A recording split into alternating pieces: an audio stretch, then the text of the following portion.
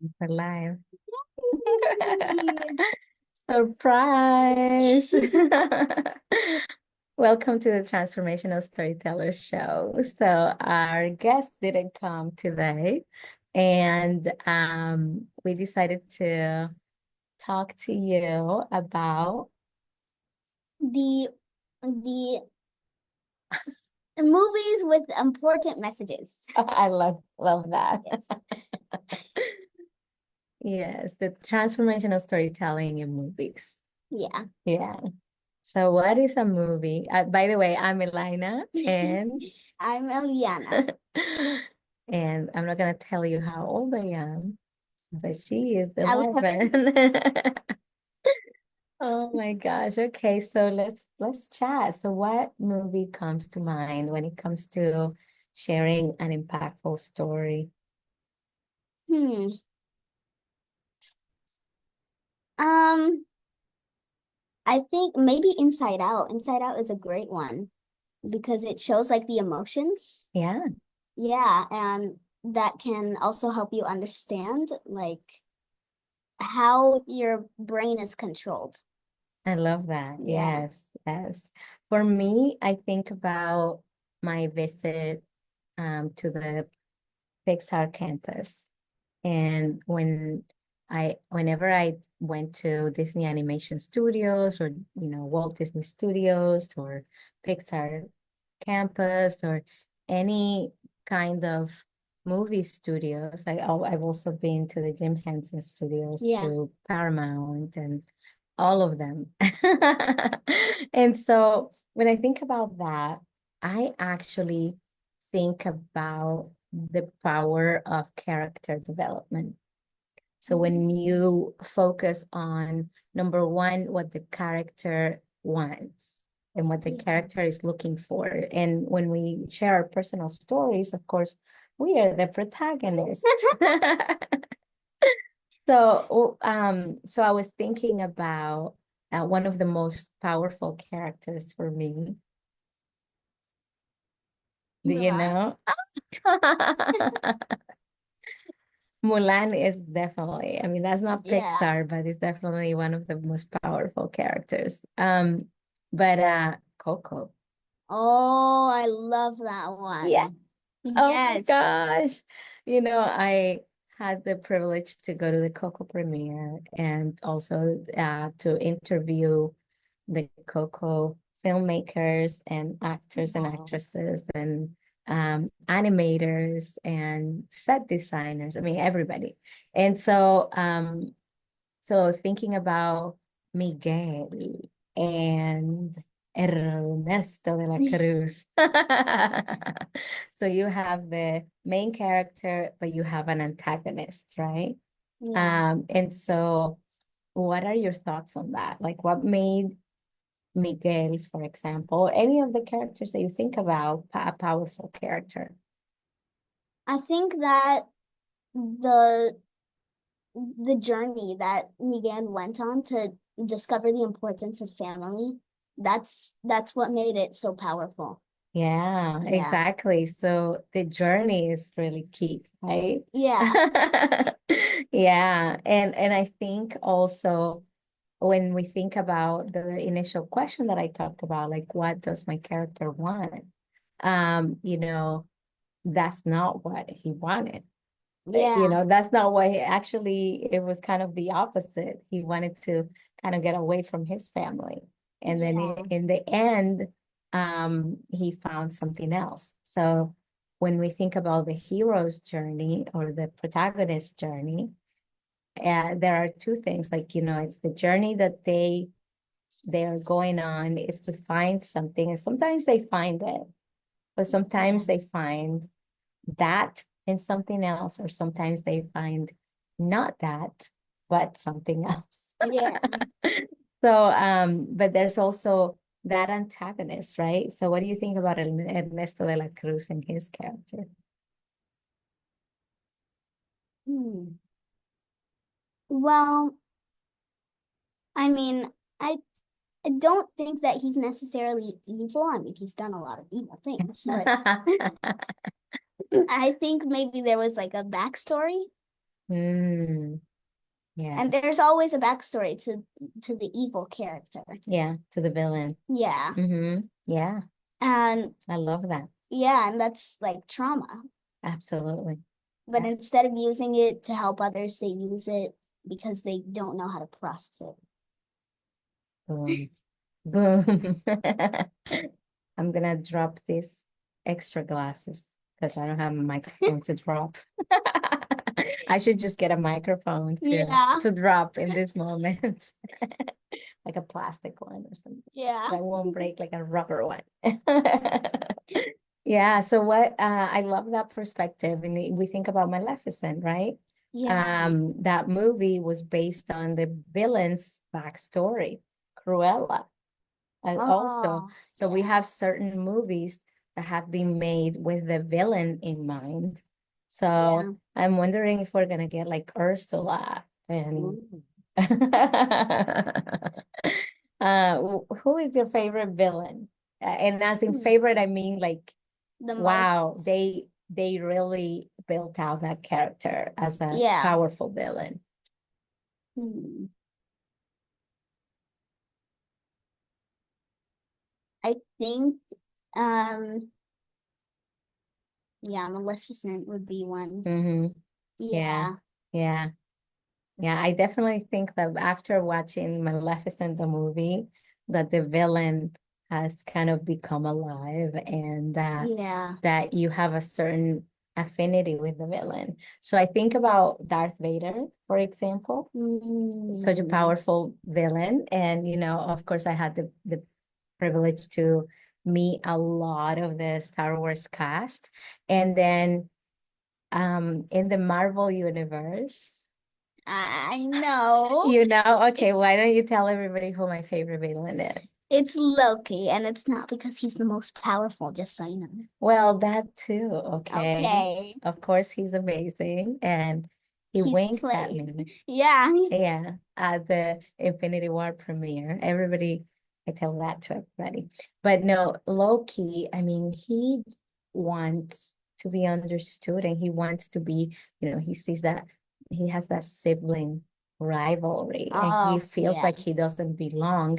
And with that, I also like Nebula, also in Marvel. So I really identify with those characters who feel like they don't belong and they feel kind of like an outcast.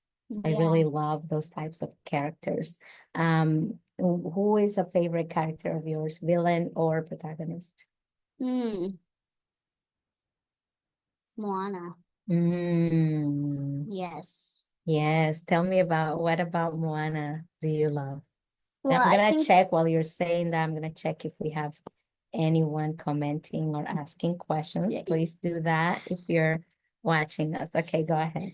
I think that her persistence is really what makes her Moana because if she would have just given up on her journey, it would have been over in like 15 minutes. The movie. It's true, and it's like Yeah. she kept on going, and now we have a Moana too. So, yeah, her persistence, that's that's one of my favorite things about her. Yeah. Yeah, but also the heritage and the culture. Yes. Okay. I love that. And Yeah. Cynthia is here. And oh, she says you two are so cute. Well, you are cute too. And she loves Coco. Yeah. So He's tell us, cute. everybody, who is your favorite villain? Who is your favorite protagonist? And who is your favorite character overall? Because if I think about the Yeah. movie Moana, I love Hey Hey. Yes. Okay, and yeah, kudos to Hey Hey. But I love what you said because the best stories are culturally relevant Yeah. and culturally conscious. And I like to think about when, for example, I went on the junket for Frozen 2, which is a junket is an interview with the cast and animators and all of that.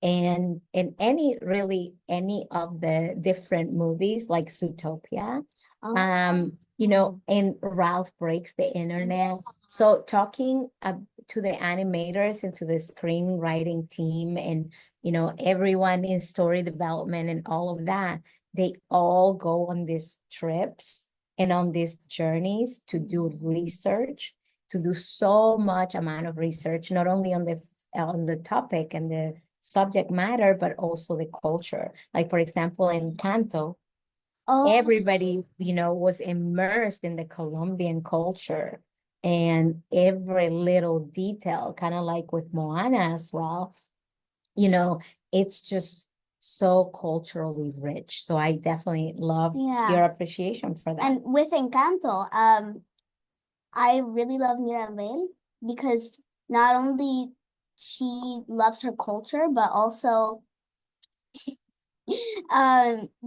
she feels misunderstood. Yeah, And then there's this whole dynamic. yeah, when she connects with her family, Yeah, and then she feels understood. yeah, yeah. So Yeah, definitely, you know, proves the point that the character wants something. yeah. That's a good character when the character wants something, when there's also conflict, right? Yeah. Because Encanto is all about conflict. And actually, I wrote an Encanto review, and oh my gosh, I just couldn't stop. It is over 5,000 words. Oh my God. Yes, because Encanto also has the underlying theme of family dynamics with intergenerational trauma.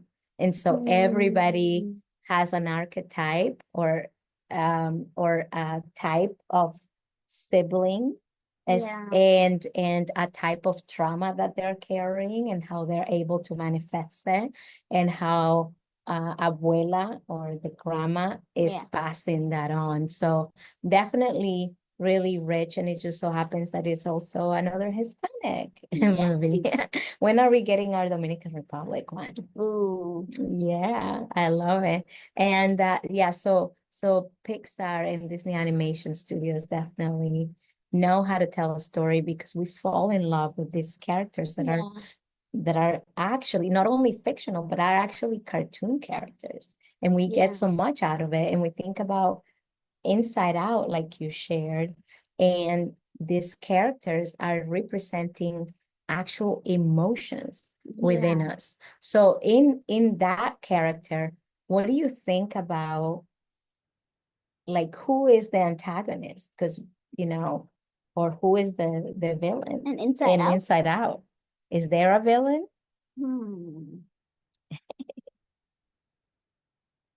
I think maybe none of the characters, but I'd say maybe the like she does everything that her friends do. She gets how do you say that?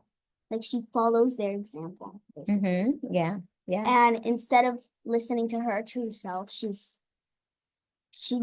going off of the example of others. So I think that's maybe the villain in that story. I love your perspective because, yeah, the villain, or we call it a villain, right? But it doesn't have to be an actual villain, is the antagonist, could be anything that gets in the way of the character getting what they want. Yeah. Yeah. So for me, I think the antagonist in that movie is actually Joy. Really? Yeah. Because if you think about it, you know, Oh, Riley is simply trying to feel all of her emotions, and that's really what, you know, what really works in the end is when she embraces all the emotions. I'm getting chills because I just love that moment so much when they join, you know, sadness and joy, join in hold the memory. It's so beautiful. You know who's watching us? Mohideen Sayed. Mwah. And yeah, so that's my perspective. I want to hear everybody else's perspective in the comments. Yes. Yeah. So definitely, you know, there should be a goal that the character has. Um, and a longing. Yeah, a Yeah. longing or a discontent is what I call it. And then there's an obstacle or an antagonist, something that they need to overcome to get that. And if we go to another genre like romantic movies, romantic comedies, Yeah. it's always kind of the same, right? Like they all want to overcome something that is getting in the way of the love that they want, or the dream relationship, Yeah. romantic relationship. Why are you smiling? You were about to say man. Dream man. Was I? You were like relationship. No, I wasn't gonna say that, but Okay. I was just thinking, yeah. Okay. But yeah, definitely in my case, it would be a dream man. You're Yeah. right. So, do you know of any romantic movies or anything that comes Well, to mind? most of the princess movies are romantic movies. That's a good point. Yeah. Okay, so tell me about that. Like anything that comes to mind that was transformational for you or impactful? Hmm. Oh, Pocahontas. I really love that movie. Yeah. Hmm. So tell us about that. Well, I think that her falling in love with John was his name? Yeah. Myth. John Smith. Yeah. So I think her falling in love with someone that was part of a group that was hurting her village. That that just proves that someone doesn't have to be mean and still be like around other people who are mean. Hmm. But that he was proving that he didn't want to hurt her Hmm. and that he was actually trying to convince the other people not to hurt her. Hmm. But that she trusted him and like that's the power of love, basically. Mm. That you can understand someone. Yeah, Yeah. yeah. That movie is a bit problematic for me in many levels, as you can imagine. Can you Yeah. imagine? Like why? Because it's like the history Yeah, of the colonists. yeah, Yeah. yeah. So, but I definitely think your point is absolutely valid that, that it was a lot to overcome. And it actually reminded me of the love story that I'm writing, Oh, because yes. that's kind of the same dynamic. Now you need to finish it because you told everyone. Yeah, I gotta finish it. So yeah, I really love your perspective. I think as far as princess movies, oh, you know which one I like? Which one? Enchanted. Oh my goodness. Yes. Because it's like all the princesses tropes, but Yeah. also just the power of overcoming, even like being from different worlds Yeah. supposedly, right?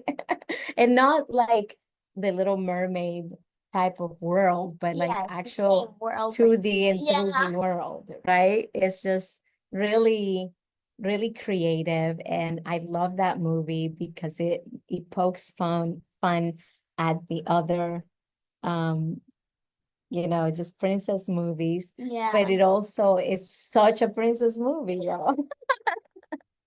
Yeah. Yes, I love that. With Pocahontas, for example, the songs are, yeah, there are songs that are like really not okay. Yeah. But with Enchanted, I really love the soundtrack of that song, of Yeah. that movie.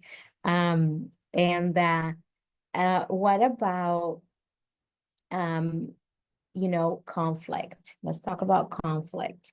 Not only obstacles, but conflict, because that is a really key part of any storytelling. So what do you think was the conflict that you probably thought, like, I don't know how they're gonna come back from that? Because it's like the point of no return is in every single movie. Yeah. Where you think like, ooh, I don't know how this is gonna be put together. Like some kind of some kind of miracle needs to happen here. So Yeah. what comes to mind when you think about conflict? Hmm. I just thought about the movie Hercules. Yeah, that's a good one. Oh, Deborah is saying beautiful perspective. I'm very sure that's about you. It's about both of us. Oh, Yeah. thank you.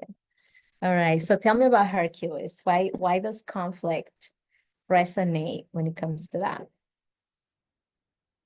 Well, I think it all starts in the beginning where he's like struggling to be normal because he has the power of being strong, and everybody doesn't want to be with him because of that.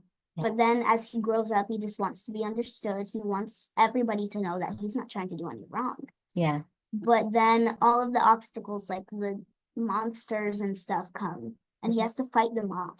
And it comes over and over and over and over again. Yeah. But once he asks for help, then he's able to overcome. That's good, girl. And they live happily. Yeah. Oh my gosh. Yeah. HEA, we call it HEA, happily ever after. I love that. I mean, it was sometimes, and most of the time, I think what makes us powerful is what prevents us from fitting in. And a lot of characters want to fit in. And I think that's a theme in personal story, because with my series, The Gifts of Pain, that was probably one of the, that has been anyway, probably one of the most common pain points. Yeah. It's not fitting in, not being understood, all of the points that you're mentioning, and it's because we can all relate to that. Yeah. It's like, I'm too much or I'm not enough. And really to come to terms with understanding yourself and how your strengths and your weaknesses make you you. Yeah. But also, like you said, what a transformational message of asking for help. Yeah. Really powerful. Yeah, let me think about conflict for a second. And look, Charles is watching us. I love you, Charles. Oh, I miss Charles. Yeah. Yeah. Okay, so let me see. I've watched a lot of movies with Charles. I think maybe Armageddon we watched together. But that was back in the day. Well, it wasn't in the 1900s, so it was past the 1900s. But I think, when I think about The Notebook, and Yeah. of course, that's one of my favorite movies, even though it's just like there are so many problematics with it because it's not necessarily the healthiest kind of love to begin with. Um, but it really is a beautiful love story that meant so much to me when I first watched it. And I think, was I pregnant with Alicia? I think I was pregnant with Elisa, and Alicia was tiny. And I recently watched it on Broadway as a play. Oh, yeah. And I've read, yes, and I've read the book and I've listened to the audiobook. I mean, all of the things, right? So I'm a big fan, and I love Nicholas Sparks and all of his novels. Yeah. And the movies that are made from the novels, which are not necessarily all true to the book, Oh. Yeah, they adapted and they, change things, omit things and add things just to make it into a different play. Yeah. I think um I think the reason why they have to change it is because the attention span. Mm, And because people are reading, right? yeah, And they're just looking at words, but when they're looking at pictures, it's a different thing. yeah, Yeah. absolutely. Yeah, and I love that you mentioned that because I believe that in order for a story to be felt, it has to be visual, it has to be Yeah. kinesthetic and not just auditory, so that it encompasses all learning styles. Yeah. Yeah, I love that. But if I think about the conflict with the notebook, like we think of Lon. I mean, that's a really weird name, by the way. I don't know anyone named Lon, but How that is was it spelled? Lon, I Oh. think. But it's like, how could he be the villain? I mean, he was not. He was just Yeah. like the most perfect man in the planet who loves her, respects her, Hmm. and has checks all of the boxes for the family and all of that. Yeah. And but yet he was in the way of these two people getting together and finding their love story. But then I don't think you watched this, so I'm just gonna just give you that Okay. because and then talk to everybody else and say, but that was definitely not the villain or the antagonist. We learned later who the true villain and antagonist is, or I would say what rather than Oh. who. Yeah, and it's just really powerful. I just get chills. And yeah, there are stories that transform us, whether we read them, whether we watch them, whether we hear them. When I was your age, my dad used to listen to novels. Yeah, there was this thing called Kaliman. It was like a program. Oh. And they had, like you could hear that they made the sounds. Like if it was like, What? yeah. And it was a sound novel. Like you heard it, and it wasn't even an audiobook. It was just like you could just hear the characters. And you could imagine and you could hear, like, there was always a horse. So you could hear, the horse and all that stuff, and like a siren, and it was narration and dialogue. Wow. So it's just really beautiful. But I remember listening to it and really still feeling that affinity with the characters, but also imagining myself being there. So it's really powerful. Storytelling is when it's memorable, when you have those elements that make it memorable and that make it transformational and that leave a message in your heart. So we're about to end. So let's talk about like the main lesson from the movies that we've talked about, or any movie. Like, I learned XYZ from X movie. Okay. So rapid fire, you go and then I go. Okay. I learned that keeping our emotions in just just makes us feel worse. I love that. Um, let's see. I learned to be true to myself from Mulan. Mm, yeah. Um, I learned that family is important in our life, for our life. From that. Mm. From Encanto, I learned that we need to break generational curses of trauma. Yeah.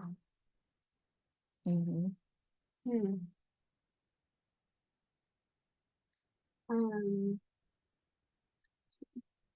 I Mhm. learned that we all need help, no matter Mm. how strong we are, from Mm. our genes.